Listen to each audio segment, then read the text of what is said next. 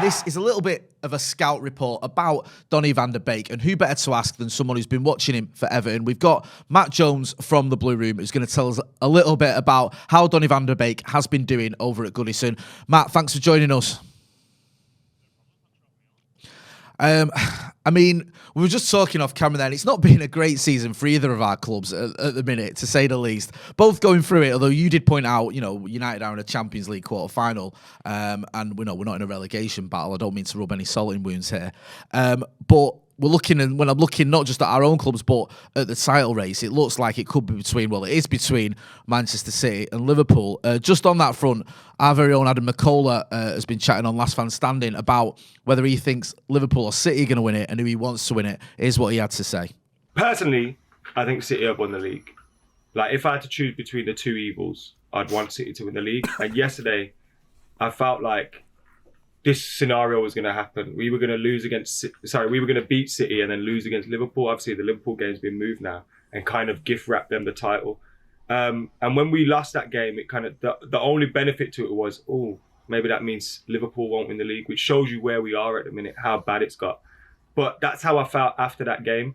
So I'm starting to feel like it's City's. But when you look at the fact that it's 3 points, Liverpool have to play them at the Etihad. If any team can go there and beat them, it's probably Liverpool at the moment. And they seem to have this thing against each other. So I think it's still on. It's still possible. And it might even get a little bit closer at some point. But I do think eventually City will win the league because of how relentless they are. And I know Liverpool's squad's improved this year. And when you look at the players that they're bringing in off the bench, they're having impacts. But I just think when you look at City's squad, I think it's more able to deal with, the rigors of the Champions League and all the competitions. And so, yeah, I think City will eventually win it. Matt, bit of a silly question, but who would you rather see win it, City or Liverpool? You know what? The prospect of the Reds winning the quadruple and us getting relegated, I think I'd have to just end football forever then. I think I'd probably walk away from it and just take up another sport. So, yeah, Manchester City for me. Do you know what's sad, though? It's like, I don't even look at Liverpool as rivals anymore. They may as well be like Real Madrid, Barcelona, or Bayern Munich to us because the gap is just so big. It's Manchester City all day. Yeah, this is the thing. My sort of worst case scenario is Liverpool winning the league, and I can't believe I'm saying this, but this is the scenario. Liverpool winning the league, which means they catch us on titles, and City winning the Champions League, which means that one thing we've got over on them, really, they've never won the Champions League. They do as well. Although you just throwing the Q word in there, the quadruple, has added another element. It could just be a horrible end to the season. So let's not talk about that too much because we'll end up depressing everyone and ourselves.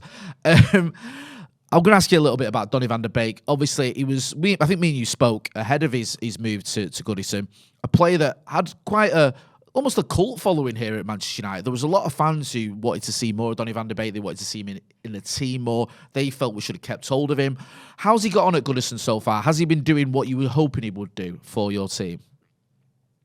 Yeah, I think overall you'd say it's been positive. And you look at those two home games he's played in particular, the one against Leeds United and the one against Manchester City. And I think in both of those games he was arguably Everton's best player, certainly in the top three performers on the day in each of those matches. And I think in the away games he struggled, but the entire team has struggled from that point of view. Now, Everton have lost 8 of the last 9 and drawn the other one in the Premier League away from home. So that's probably a system thing. But in the home game, certainly, and I think, sometimes seeing a player in the flesh, you get a different view of them and get an appreciation of them. And I always used to say this about Gareth Barry when we used to have him. He was the ultimate player that you need to see him every week and watch him every week to realise how good he is and how he reads the game, how he appreciates space. And I think while they're obviously slightly different players, I think Van der Beek is a little bit like that. He's obviously a very cerebral footballer. You can tell that he's had that great grounding, being, having gone through the academy system in the Netherlands and come through at Ajax. And he's been a really positive addition at Goodison Park, and I think he suits the way that Frank Lampard wants the team to play at home, be on the front foot, be aggressive and press high, and he's really bought into that. So in those first 2 home games, he's been really good. Away from home, not the best, but Everton are a shambles in every sense of the word away from home. So it's been quite hard to gauge it from that point of view. What sort of role has he played within the team? Because this was a big debate we had at United. Is he a 10? Is he an 8? How do you get the best out of him? What sort of position has he been playing for Frank Lampard's team? So he's been playing is first and foremost, he was playing in a 4-4-2. So that was the Leeds game I mentioned there. He came in and played alongside Alan, which is a midfield I sort of looked at beforehand and thought that feels a little bit lightweight. Obviously, Alan was a force of nature in midfield when he was at Napoli, but his legs are starting to go a little bit now and he can't really move around the pitch. Having not seen much of Van der Beek, I didn't know if he had that defensive aspect to his game, but those two played really well that day in that system. Then we went to Southampton and played the exact same way and got completely overrun. Although, again, Van der Beek in the second half was next to Andre Gomez, who may as well be a hologram defensively in a 4-4-2. So that was probably a fair reflection of him as well. But then obviously the Manchester City game, Abdoulaye Doucouré came back into the side and Everton went with a 4-3-3. And that seemed to really suit him. He played sort of on the left of the three, pushing forward, was given license to press, given license to get into the box. And still doing the defensive work and getting back and mucking in as well from that point of view. And then, of course, at Tottenham on Monday night, he played in the same system. And again, Everton were just horrendous away from home. So he's played initially in a 4-4-2. But, I think, you guys played Leeds recently, didn't you? You could see how open they are and how poor they've been recently. So playing in a 4-4-2 and doing well in a 4-4-2 against Leeds may not be the best measure of him as a player. But I think playing in a 4-3-3 and really doing well against Manchester City for 70 minutes before he got injured, being all action, being box to box, making an impression in the final third, making some really good tackles in his own penalty area in that game as well. It feels like that's the best place to play him for me. Yeah, you mentioned that about Leeds. It's difficult to gauge anything when you play Leeds. We all got excited when we battered Leeds earlier in the season and again recently, and then the games after that, you think, what's going on here? This isn't as easy as it should be because other teams are at different levels. With his sort of relationship with Frank Lampard, do you think that Donny van der Beek... Do you think there's a sort of thing where Frank Lampard rates him and knows how to get the best out of him? Because one of the criticisms aimed at Ole Gunnar Solskjaer and obviously Ralph Rangnick was that they didn't know what to do with Donny van der Beek. Do you think Lampard does know how to use him? Yeah, it seems that way. And it seems as though Lampard was adamant before he took over at Everton that he was the player he wanted. Obviously, they signed Van der Beek and Dele Alli on the last day of the transfer deadline. And there's question marks about how those two are going to fit into the same team. And as of yet, they've not been resolved. But I think it's quite telling that despite the fact that Ali is Everton's player effectively for the long term and Van der Beek is alone with no obligation to buy, that Lampard is still going with Van der Beek and playing him regularly. And it seems like he's quite far ahead of Dele Alli in the pecking order already. So I think obviously there's the comparison there in regards to them both being goal-scoring midfielders and how they help each other out and how Lampard can impart knowledge onto him. I'm never entirely sure how that works or whether it is a given that sort of thing happens in football, but he seems to really enjoy it. And from the reports that you hear, Lampard was absolutely adamant that was the fella that he wanted in through the door. So he seems to have an idea in his head on how he's going to use him. I think it's going to be in that 4-3-3. But I think the issue that Everton have got playing that system is that it leaves that back four so exposed and wide open. So I don't know what's going to happen in the next few weeks, whether we're going to see 5 at the back and a midfielder might come out or there might be other tweaks to the team. But I think Van der Beek is going to be at his best in a 4-3-3. But whether Everton can afford to play that at the moment, given the current plight and the defensive issues, that remains to be seen. So he might get shifted around a bit. You talk about he might get shifted around. Do you expect him to stay in the team? Do you think there'll be a scenario where Lampard would take him out, or do you think he is vital to what Lampard's trying to do?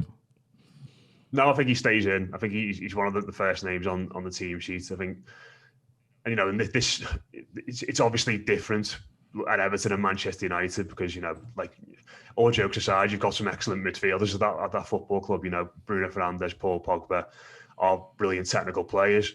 But Van der Beek stands out at Everton. And I don't necessarily think he will do at Manchester United, but it's just his awareness, his technical ability, his tenacity.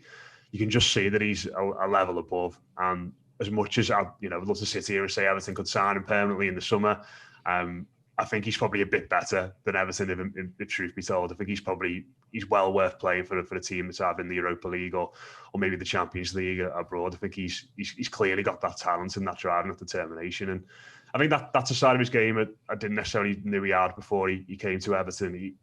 He's quite happy to get stuck in and make tackles and run back and do the hard yards. I think sometimes when you think of a Dutch midfielder that's come through the Ajax setup, you think, they're going to be very technical, very gifted, but may not necessarily be willing to be physical and get stuck in. But he's done that so far. So the fans have really taken to him. Lampard's really taken to him, and I think as long as he stays fit, he'll be in the team one way or another. I think you're convincing me there that he can play in a Manchester United team, because you're mentioning traits there, tenacity, getting stuck in, that we're missing in our midfield. To be honest with you, I don't know if you saw the game against Manchester City where we had players just walking through our midfield. It does seem that the way you're talking there, that there's almost a little bit of everything from Donny van de Beek. You get in the creative side and you get in the defensive side as well.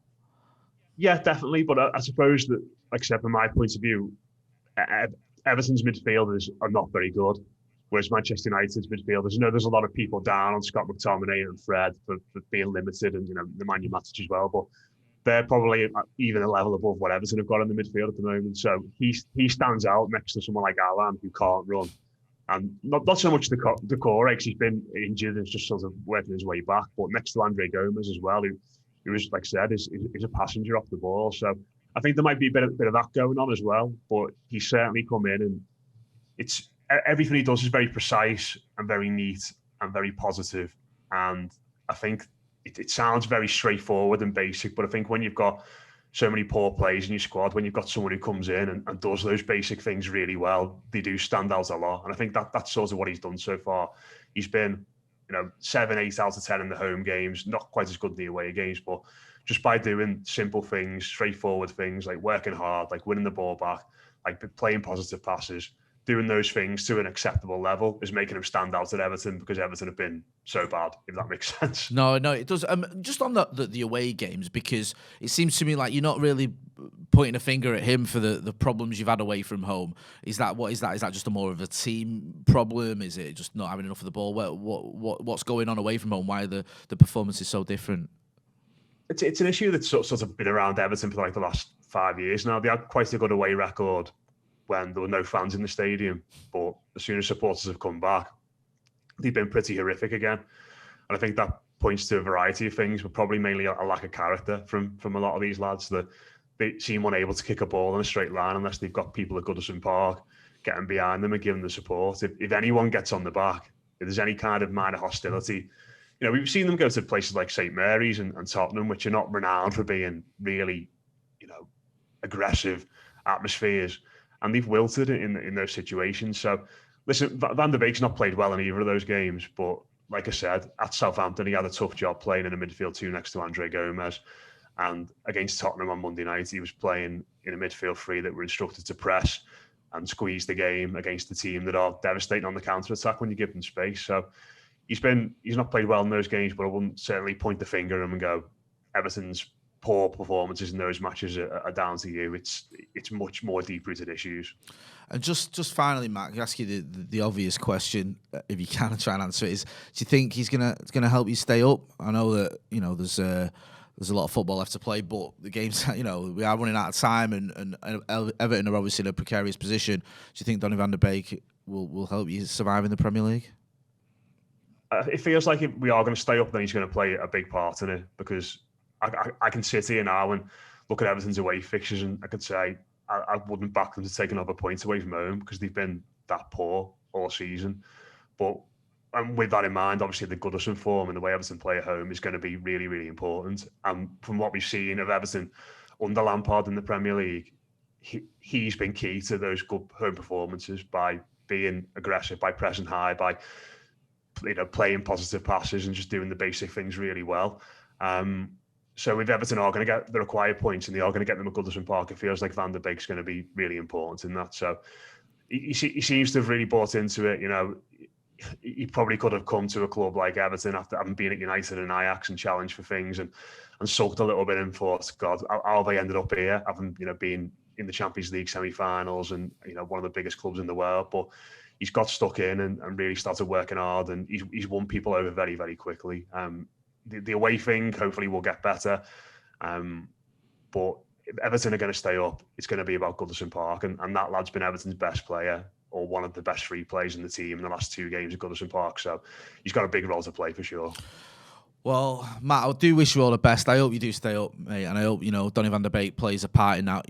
As a United fan, obviously, we want to see him do well. We want to see him be part of a successful, if you could call it that, a successful spell at Everton. So I wish you all the best, and appreciate you coming onto the channel as well. No problem. Cheers, lads. So a big thanks to Matt Jones from the Blue Room. Make sure you are checking them out. And, I do hope Everton stay up. I want Leeds to go down, mate. It's not, hardly surprising, is it? So make sure you're checking them out as well. And also, there's a link in the description to check out Last Fan Standing. Make sure you are giving that a watch as well. I've been Jay. This has been the Scout Report on Donny van der Beek, who looks like he is doing good things at Goodison anyway. Thanks for watching.